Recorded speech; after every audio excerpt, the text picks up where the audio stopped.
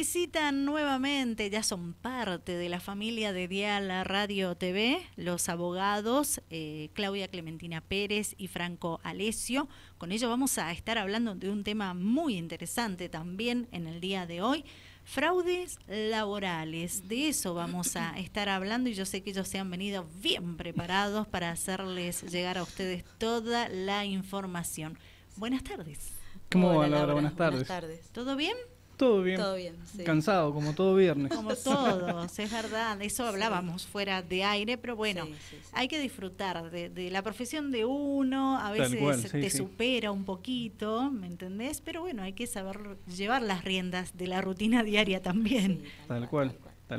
Bueno, vos decías que la profesión de cada uno lo hace a gusto y no importa si es el día de semana o el fin de semana. Exacto. Bueno, a nosotros nos pasa lo mismo con la abogacía y bueno, el derecho. Sí. Es muy lindo preparar cada semana un tema y de paso uno repasa, dice, mirá, esto está bueno para decirlo a los oyentes que tengan en cuenta esto y así. Excelente. Así que la verdad que a mí me encanta la abogacía. Sí, y casos que van apareciendo, personas que vienen a nuestro estudio, nos hacen consultas, y eso también nos amplía la cantidad de preguntas que podemos evacuarles a todos los teleradioyentes, oyentes, ¿sí? Porque es importante, es un tema para nosotros, es sumamente importante, se está viendo un montón, vienen a veces por un despido y resulta que haciéndole preguntas nos damos de cuenta que no estamos ante un despido común, sino que estamos ante un fraude. Entonces es importante que sepan reconocerlo, porque a veces no se dan cuenta. Nosotros nos damos cuenta, pero una vez que les preguntamos. Y estaría bueno que se dieran cuenta antes. ¿Suele suceder seguido esto? Sí, es un tema que se está dando mucho. Sí, y bueno, y yo creo que el 90% de la audiencia, por no decir el 100%, son trabajadores. Sí. Así que es importantísimo de que tengan conocimiento de lo que es el fraude laboral. Sí, tal cual. Así que bueno, dicho esto y sin más preámbulos, vamos a empezar con el tema, que bueno, como ya lo dijiste, Laura, es fraude laboral.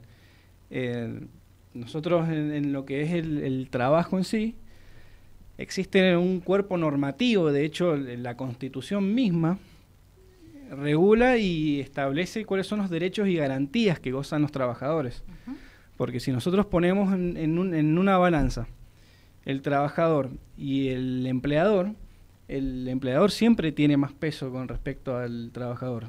Si lo ponemos en un escalón, claro, en una tenemos escalera, una relación de que no es igual. Tal cual. No hay un trato igualitario entre un empleador y un trabajador. Entonces, ante esa disparidad, ante ese desequilibrio, a partir de la normativa, que es la Constitución Nacional, que es la normativa general, que lo que nos dice es todos tenemos derecho a trabajar, a ejercer industria lícita, a recorrer los caminos, a transportar lo que necesitamos transportar, a vender, a hacer lo que necesitamos hacer, siempre y cuando cumplamos las normas, ¿sí? Y como nos dijo el doctor Alessio, tenemos una disparidad de relación. Y por eso la existencia de una normativa particular, que es la Ley de Contrato de Trabajo. Tal ¿sí? cual. Es importante. La Ley de Contrato de Trabajo tiene como finalidad justamente proteger y garantizar los derechos que gozan los trabajadores. Entonces, bueno, uno de los puntos que trata esta ley es el fraude laboral. ¿Y qué es lo que es el fraude laboral? Es el cercenamiento de los derechos laborales que gozan los trabajadores y las garantías especiales que gozan a raíz de justamente de esos que reconoce la Constitución. Claro. Y en la Ley de Contrato de Trabajo está específicamente regulado en el artículo 14, que ya la DOC va a ingresar un poco más en el tema. Yo voy a dar más que nada un pantallazo general de en este caso, qué es lo que es el fraude laboral y cuándo procede, porque ahora es importante saber cuándo procede, porque es una situación que tiene una pantalla, por así decir.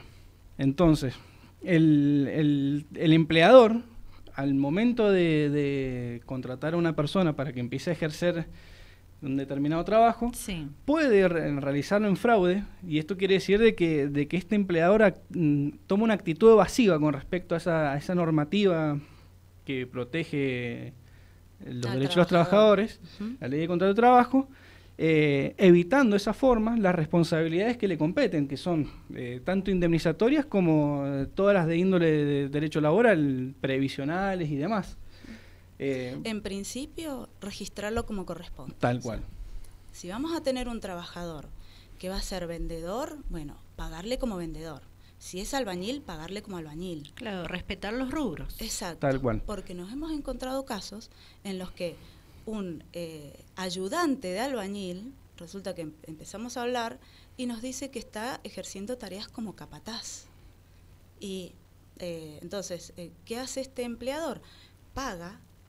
Le paga en blanco, por decirlo de alguna forma, y para que entiendan, digamos, cumple con la normativa, entre comillas, de ayudante albañil, y resulta que una parte se la paga, digamos, en la mano, en negro. Sí. Entonces, que tampoco está bueno decir en blanco o en negro, pero como son palabras que utilizamos habitualmente, no tiene sentido darle un ámbito jurisprudencial a esto, o palabras complejas, porque la idea es que entendamos todos. Que llegue la información clara al oyente. Exacto. Entonces, si tenemos un trabajador que es ayudante albañil, bueno, le vamos a pagar de esa forma. Pero si es capataz, está ejerciendo sus labores como capataz, y les pagan menos, el trabajador está convencido de que le están pagando como capataz. Resulta que cuando vemos otra normativa que existe, son los convenios colectivos de trabajo, que son los que regulan específicamente cada tipo de trabajo. Exacto. Por ejemplo, en lo que es albañilería tiene una normativa aparte, pero por ejemplo, si vemos los panaderos, tienen su convenio colectivo de trabajo específico, los hoteleros también tienen su convenio colectivo de trabajo y así. Exacto. Es como que asimismo se regula cuánto deben ganar por mes, si hay aumentos, entonces podemos tener una idea específica y muy clara de cuánto debe ganar un trabajador cada mes. Que eso si vienen a nuestro estudio nosotros se lo explicamos, ningún problema. ¿Qué pasa con este señor? Él está convencido que le están pagando como capataz. Cuando le preguntamos cuánto le pagan y le mostramos el convenio colectivo, se da cuenta que le están faltando, no sé, 50.000, 60.000 pesos. Es mucho. Es una diferencia enorme. Sí. ¿Qué pasa cuando esa persona la despiden? La van a despedir como ayudante albañil. Es decir, que cuando vaya al ANSES a pedir la ayuda que se le da a aquellos trabajadores que son despedidos, él va a cobrar como ayudante albañil. Entonces, esa diferencia es muy importante para el trabajador, porque de estar cobrando más o menos bien pasa a cobrar muy poco. Que si sos ayudante albañil quiere decir que sos jovencito, recién empezaste, pero un hombre ya que tiene sus 4 décadas, ya tenemos más que suficientemente probado que tiene una experiencia amplia. Seamos lógicos, los albañiles empiezan de pequeños, de por sí, 16, 17 años tenemos ya ayudantes albañiles. Sí. Es decir, que son personas que tienen un conocimiento muy acabado de lo que es su trabajo. Entonces, que una persona de 4 décadas o de 40 años, para hacerla más corta, me venga con un recibo que dice que es ayudante albañil y que él cree que le están pagando como capataz, es injusto para él, porque estamos en una época económica, nunca estuvimos, ninguna de las épocas en el mundo, yo creo que si vemos en televisión todas las historias, todo lo que es la historia de la humanidad, siempre hay problemas económicos. Pero si a eso le sumamos que la persona está trabajando, y el hombre, de por sí el hombre, la mujer también trabajamos mucho, pero hay que reconocer que el hombre trabaja muchísimas horas. Si nosotros vemos cuando vemos los históricos, los gráficos, vemos que el hombre tiene una esperanza de vida mucho menor. ¿Por qué? ¿Porque no sabe cocinar? ¿Porque no sabe hacer algo? No, porque trabaja de sol a sol, se desloman trabajando. Entonces, para eso existen los convenios colectivos de trabajo. Existen unos valores que uno dice, qué grande, sí, pero a ver, ponete a las 2 de la tarde, a las 3, a las 11 de la mañana en verano a hacer una obra. Entonces, el trabajo es directamente proporcional o equitativo con lo que deben ganar. Y si ganan menos, no solamente nosotros decimos, sí, es fraude a la ley. Se está perjudicando a una persona, se está perjudicando a una familia, porque esa persona, nosotros estamos hablando ahora de que está, por lo menos está en blanco, está calificado como ayudante albañil. Pero hay personas que también es fraude laboral cuando está en negro. Es decir, que lo están haciendo trabajar y no aparece en ningún lado como que esa persona está cumpliendo una jornada laboral. También está ahí fraude a la ley. Hay una simulación, porque esa en realidad es fraude. Porque acá no estamos simulando nada. Le decimos al Estado, no, esta persona no trabaja. Cuando está trabajando, y como dijo el doctor, no tiene obra social, no va a tener jubilación. Entonces se están cercenando no solamente los derechos laborales, estamos yendo más allá, se están afectando los derechos familiares también. Exacto. Sí. Y más adelante esa persona, cuando ya no pueda más, porque la verdad que el trabajo de albañilería, todo lo que es construcción, es muy pesado. También podemos decir lo mismo del trabajo de restauración, hotelería. ¿En esos rubros donde más se nota el fraude laboral? Sí, y vamos por ahí. Por ahí vos, Claudia, está bien tratando el tema en el mejor de los casos, que es que el empleador está vulnerando de manera directa, o sea, el empleador como propia persona. Pero también se da el caso de fraude a la ley por interpósita persona. Sí. O sea que el empleador que figura supuestamente en el recibo de sueldo no es el empleador real. Claro. Está ahí un prestanombre. Claro. Tenemos unas empresas, por ejemplo, el caso de los trabajadores que están registrados en empresas eventuales, de trabajo eventual. Son empresas que se denominan así, de trabajo eventual.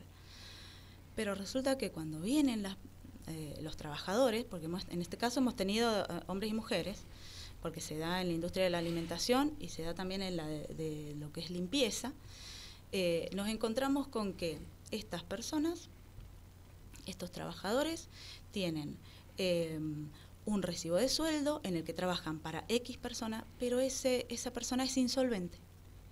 Y resulta que cumplen su jornada laboral en otro lado, que es solvente, pero no aparecen los recibos de sueldo. Entonces, eso también la ley de contrato de trabajo lo considera fraude a la ley, porque tenemos una simulación. ¿Qué es la simulación? ¿Cuál es la diferencia de simulación y fraude?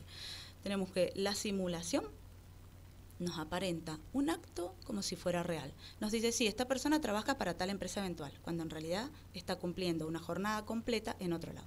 ¿Por qué nos damos cuenta? Porque eventual significa eso, que evento, que puede ser, por ejemplo, un mozo, cumpleaños, un mozo tal claro, cual. Un camarero, una mismo. boda. Y no, una persona, no, yo trabajo de lunes a sábado, de tal hora a tal hora, y de tal hora a tal hora, y el sábado tal hora, y bueno, a veces me tengo que quedar un poco más. Estás haciendo jornada completa, eso no es eventual, es imposible, eso no es eventual. Entonces, ahí tenemos fraude laboral también, fraude a la ley.